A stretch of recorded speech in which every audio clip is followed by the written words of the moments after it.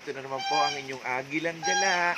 At narito tayo ngayon sa Mangyan Village po. Dito po ang village na ito ay para po sa mga Mangyan, ang original na inhabitants ng Puerto Galera at ng Mindoro. Talaga po sila ang nauna dito at hindi po sa mga iba to. Ito po yung talagang lupa ng mga Mangyan. At narito po ang ilan sa mga produkto na ginagawa nila. Gawa daw po ito sa nito.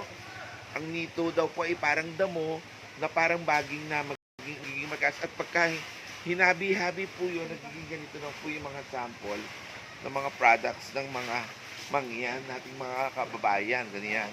At ito ay medyo may presyo pag binili mo sa ibang mga tindahan. Kaya dito kayo pumunta sa Mangyan Village dahil po mura po dito at bibigyan nila kayo ng discount at matututo pa kayo kung paano malaman ninyo kung paano ang kultura at pamumuhay ng ating mga kaibigang Mangyan. Only here in Puerto Galera, Mindoro Oriental. So yan see you here.